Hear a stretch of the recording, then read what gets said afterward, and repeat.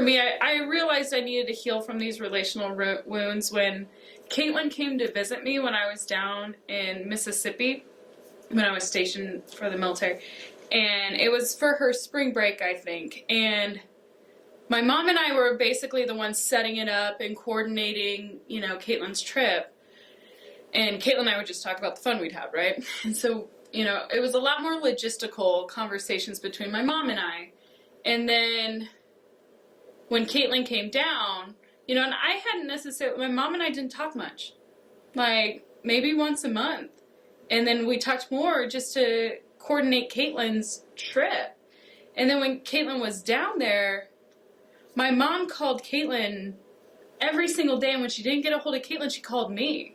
And she had called me more times in that 1 week than I had heard from her in probably like 4 to 6 months.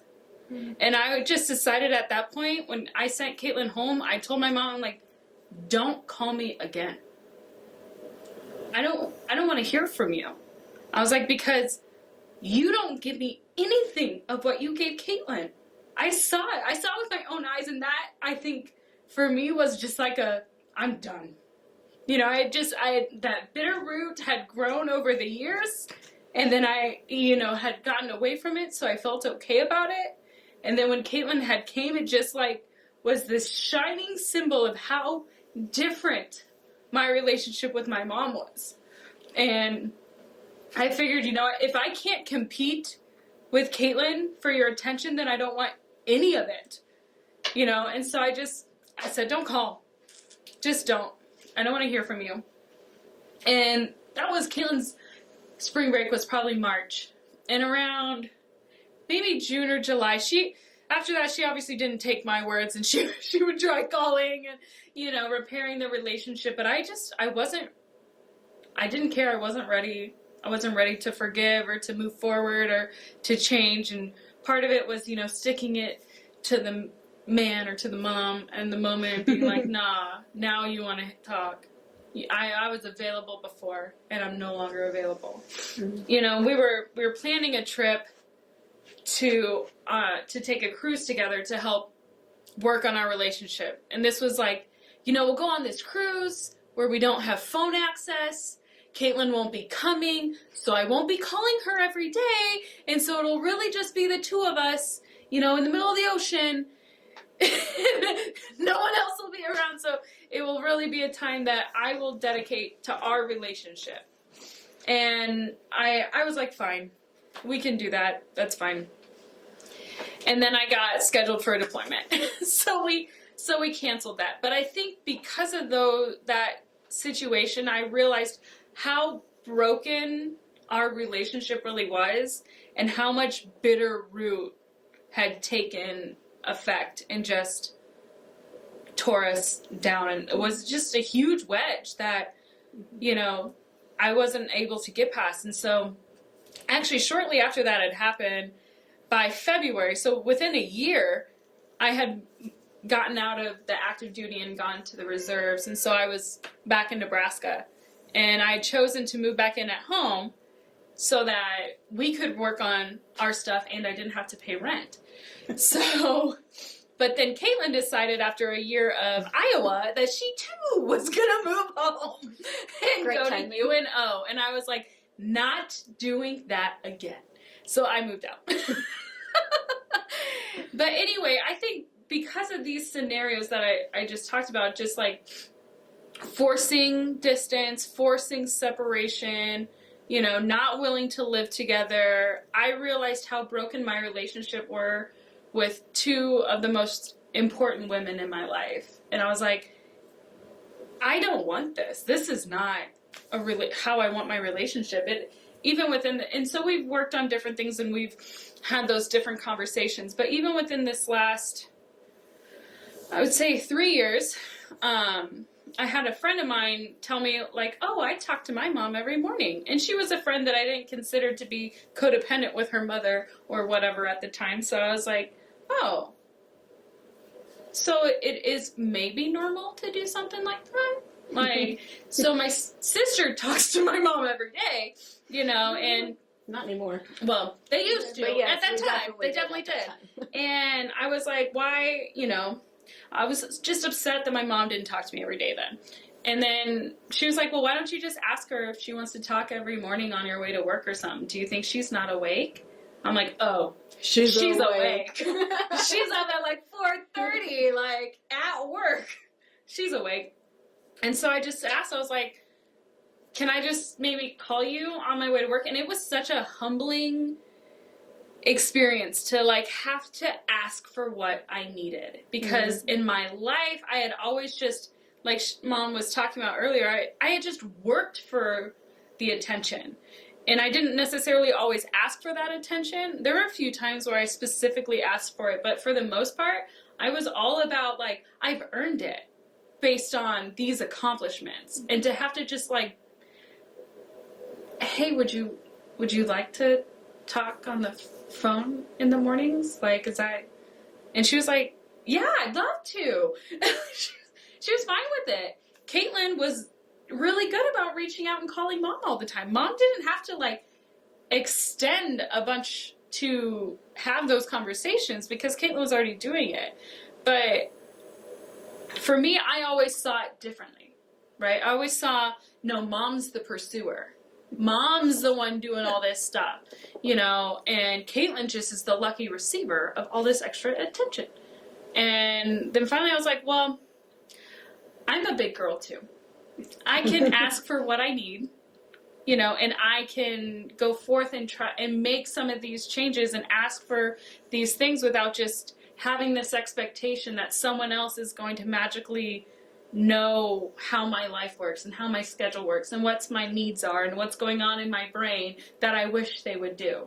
And since then, I think talking every morning has, and it's not every single morning, but it's a lot of them, and it's usually somewhere between 5 to 10 minutes, so it's not like this huge, lengthy conversation, but it's just like a nice little check-in, like, here's what's going on, Shay peed the bed, like, whatever's going on in my life, and it's really, I think, helped heal some of those wounds. And I think part of that was just to, one, the relationship with my mom, and two, just understanding that I am just as much to blame for the lack of connection as Mom was. And I think, that being said, I think sometimes we don't always say what we need because we just expect the other person to know what we need. And I think sometimes you reach out at the wrong time and they're not in a position where either they could talk or they could do this or be receptive or something else, the world's falling apart. And so you're not always seeing somebody reaching out to you as much as you, at the time you actually want it. And so you're not seeing it. And granted, there are times when I just didn't know to give her how to give what she needed at the time. And because I wasn't astute enough, and my response was I didn't ask how to do it. And her being as independent, like, I just let her be independent. And sometimes I think it looks like the independent child doesn't need, which is just not true. No. And I think that's something that I hope that in the future, if I have an independent child, that I can realize that their ability to be self-sufficient doesn't mean they don't need a parent or don't need that relationship. Right. It's great, and it's probably, I can totally tell now that I have a child, like, man, if they're independent and good doing their own thing, I can maybe get the laundry done, and I can do like the dishes or something, and I can just leave them to do whatever. But, I also then have to think, okay, but that's not all that they need. They don't just need that alone time. Right. They don't just need me to let them do their thing and be by themselves. They also need to feel my love and to know that they're loved, and, in different ways. And for me, quality time and that attention was what I needed, but not what I was able to verbalize. I don't think I necessarily knew how to verbalize that when I needed it as a kid. I learned how to verbalize it more as an adult. Yep. one, through my relationship with God, two, through therapy outside of the church, and through my husband helped a lot because obviously I needed it from him, and I wasn't necessarily always the best about asking for it. So I think for me, I didn't feel as much of the like I need to heal my relationship with Kristi because I didn't realize that it was broken to the point that it was actually broken too. Like we had our own like things that I didn't like that she did. Like she was always the second mom for me, like because my mom was so concerned about taking care of my like health needs. And I mean, my family very much walked on eggshells around me because I had a lot of emotional issues. I had attempted suicide several times. And so I think that it caused them to be very much like, let's not hurt her. Like, we have to like make sure that we don't say anything that's going to push her over the edge. And so there was very much a like tiptoeing around. But then with Kristi, it was like, you're not getting away with this or that. And no, that's not okay. But like everybody else was like, oh, Kaitlyn, like, let's take care of you. And so that's where like, I would push away from her. Cause I mean, she's my big sister. I think every little sister wants to be like in with their big sis and like always like by their side and tag along and do everything they do. And so I still very much felt that way. But then like, as I got into my teenage years, she became a lot more like motherly. And I was like, no, like I don't need another mom because she was holding me to a lot higher standard than everybody else in my family was holding me to. And so it wasn't really until she reached out to heal that I realized that there was healing that needed to be had. And so I think that it probably was after you and Mom probably started healing because I think that you guys needed that before we could like connect then because there had to be some amount of like, okay, maybe you're not trying to steal all of Mom. Like maybe something more is happening. And then I needed to just grow up. I was just young and I was immature and I was like, well, she's just mean and she's trying to tell me what to do. And so I didn't realize that I needed to heal our relationship until you brought it to me and you were like, we're broken. We are broken. And I was like, I mean, I guess it's not great, but like, it's fine. And you're like, no, it's not. And then, you know, we talked and I realized that I did have hurt feelings. And then I realized how I hurt you. And I was like, I didn't even realize it because I didn't take responsibility for my actions or the things that, you know, I did do that contributed and compounded the issues we were already having. Because I just was very much, you know, focused on me and what I want. And well, I'm fine because I'm getting all the attention and I get everything I want. Like, I don't see what your problem is. So it took a lot of maturing for me to realize that like I was contributing to the issue. So. And that being said, there was a lot of parenting out of fear. And walking on eggshells is real. Because you just don't know what the next thing is and making sure that she's safe. And when we had talked to counselors before, they had said, I'm not convinced that she has been trying to commit suicide, but that she's just tired of hurting. And she just doesn't want to hurt anymore. And as a parent, you don't want your kids hurting. That's, you know, you want to protect them from all things. God wants to protect us from things, but yet sometimes we have to go through the storms to get to the other side. And as a parent, I didn't know how to maneuver the storms. I'm just trying to keep my head above water and keep everybody else up. And so there was a lot of parenting out of fear. And more often than I wish had happened, Kristi knew how to talk to her and get through to her. And I relied on that, and not necessarily appropriately, but I did. And that had to have been hard on her. to have to assume a role that was mine to have taken. I didn't know you felt that way.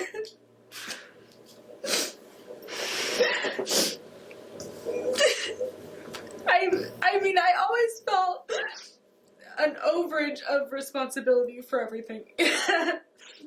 I was definitely the most responsible kid, by far. Kristi, you want mac and cheese? Let me know when it's done. I cooked all the meals, I cleaned the house, I walked Kaitlyn to school, I made sure Josh got to school on time. Like, I definitely was an overly responsible child, and I think sometimes, I felt like, even now as an adult, I just felt like I put myself in a role, one that I was given up front because I was responsible, so I could be trusted to do that role. And then I felt like with Kaitlyn, and everyone else is so afraid, and I'm black and white, and there's no true evidence for any of these things, so I just don't believe it. And suck it up and take a bath, and you'll be fine. So, like, you did what?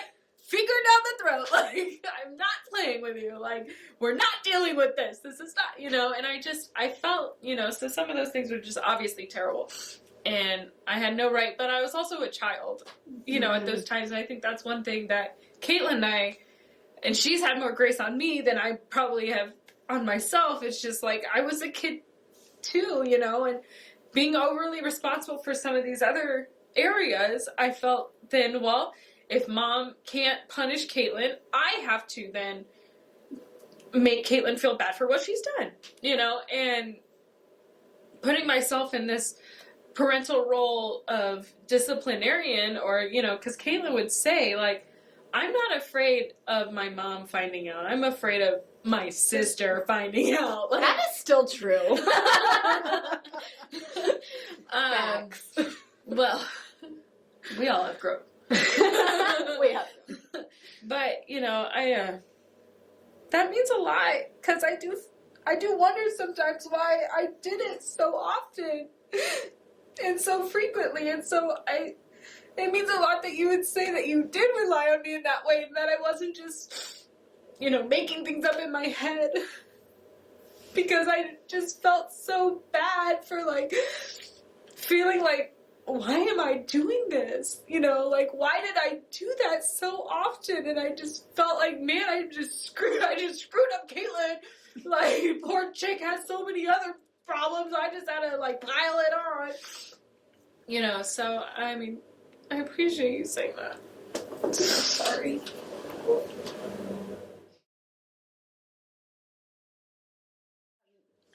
I think that keep reaching out.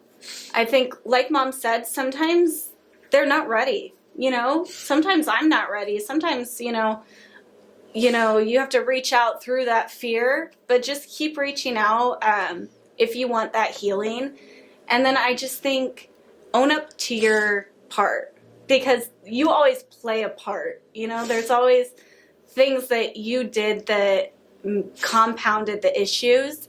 And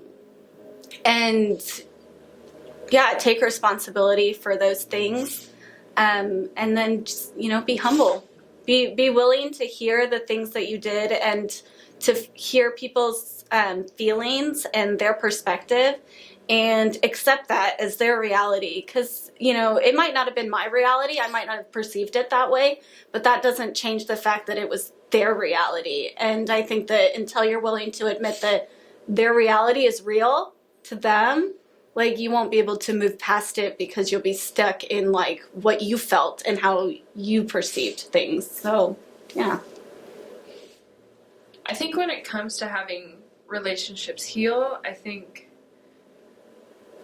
both sides just have to be open and wanting the difference in their relationship. I think sometimes we can get really set in being like, whatever, this is as good as it gets, and I don't care that it gets anywhere else, but not being okay with that. And I think for me, I was just wasn't okay with that. Like Kaitlyn said, she didn't even realize there were pieces broken in our relationship, and I was like, oh, there are. Oh, we're broken. And I am not okay with that.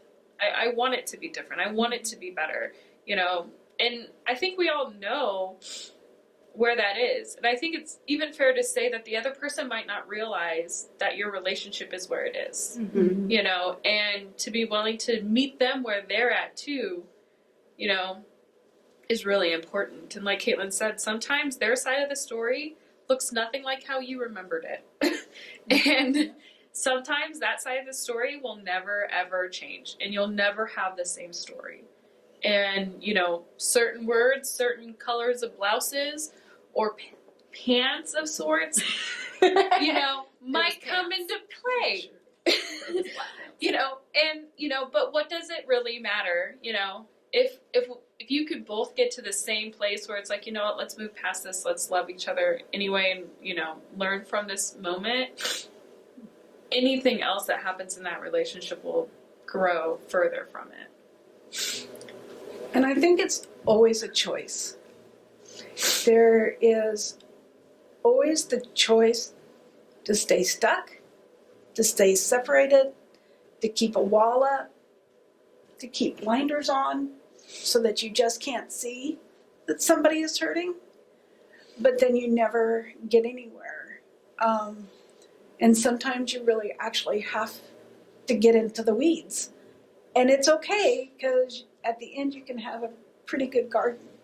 Doesn't mean that there isn't a weed that will come up once in a while, but once you get through and that willingness to go on, and it is a never-ending struggle. It will always be there, because someone's going to say something or do something that's really irritating or Stupid stamp. stupid stamp. Stupid stamps happen. And they are, and they're real. And to not put somebody so high on a pedestal that when they fall, it rocks your world, but it also rocks theirs. And realize that we're in a battle. And it's not always just a physical battle, but a spiritual battle. And Satan has desire to devour each of us. And we can let him succeed, or we can choose to let God succeed, and love succeed, and peace, and patience, and forbearance. Love covers over a multitude of sins. And as you can attest, these girls have seen the best of me, but they've seen the worst of me. And sometimes it's not always easy to see the worst in yourself.